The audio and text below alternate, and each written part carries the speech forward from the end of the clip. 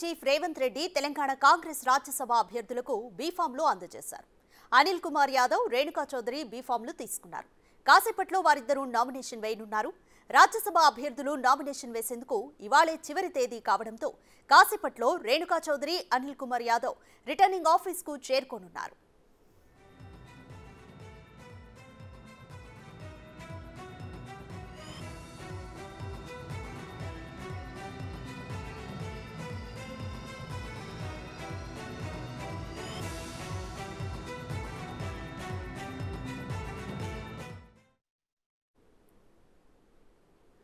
PCC chief Revanth Reddy Telangana Congress Rajya Sabha అభ్యర్థులకు బీఫామ్లు అందజేశారు.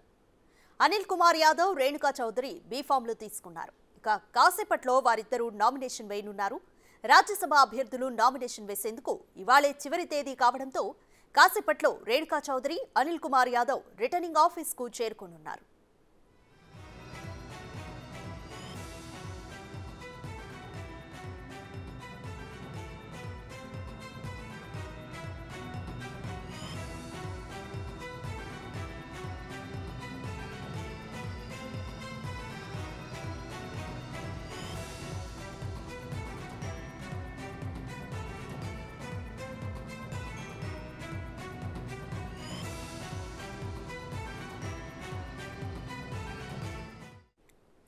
PCC chief Revanth Reddy Telangana Congress Rajya Sabha అభ్యర్థులకు బీఫామ్లు అందజేశారు.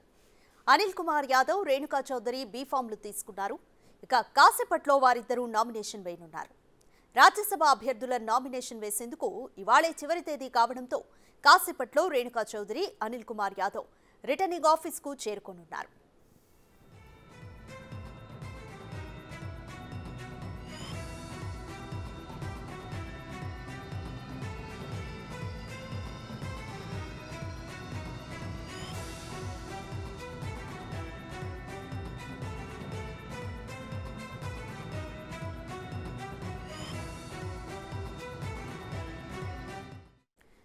కంప్లీట్ డీటెయిల్స్ మా డిప్యూటీ బ్యూరో చీఫ్ సాదిక్ అందిస్తారు.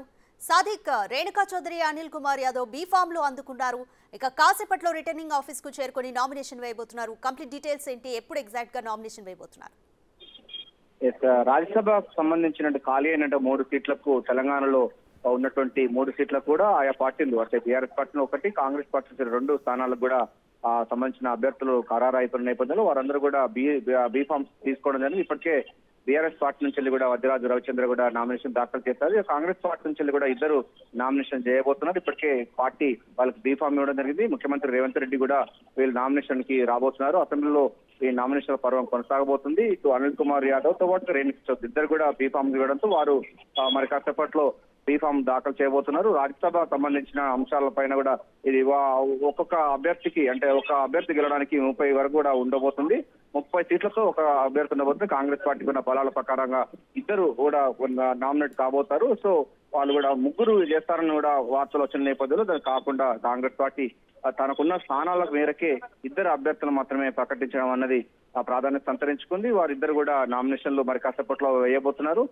వచ్చే పార్లమెంట్ ఎన్నికల్లో మరింత సత్తా చాటేందుకు కూడా కాంగ్రెస్ పార్టీ వ్యూహాలు అనుసరిస్తా ఉన్నది. అందులో భాగంగానే ఇప్పుడు రాజ్యసభ కూడా వ్యూహాత్మకంగా అటు రేణుకా చౌదరి అదేవిధంగా అనిల్ కుమార్ యాదవ్ కూడా ఇద్దరు 2 సామాజిక వర్గాలు, ఒక బీసీ సామాజిక వర్గం, ఒకటి ఓసీ సామాజిక వర్గాలకి పార్టీ టికెట్ ఇచ్చిందని కూడా చాలా సంతోషం వ్యక్తం చేస్తున్నారు కాంగ్రెస్ పార్టీ క్యాడర్. ఏదైనప్పటికీ కాంగ్రెస్ పార్టీ తన హవా కొనసాగుతుంది. రాజ్యసభతో పాటుగా వచ్చే పార్లమెంట్ ఎన్నికల్లో సిద్ధమవుతున్న సందర్భంలో ఇప్పుడు మరి కాసేపట్లో అయితే అనిల్ కుమార్ యాదవ్, రేణుకా చౌదరి నామినేషన్లు వేయబోతున్నారు. వీరితో పాటుగా ముఖ్యమంత్రి రేవంత్ రెడ్డి, డిప్యూటీ సీఎం బట్టి విక్రమార్క, మంత్రులందరూ కూడా అసెంబ్లీలో ఉన్నటువంటి రిటర్నింగ్ ఆఫీసర్ కు ఇవ్వబోతున్నారు. Right, thank you Sadiq.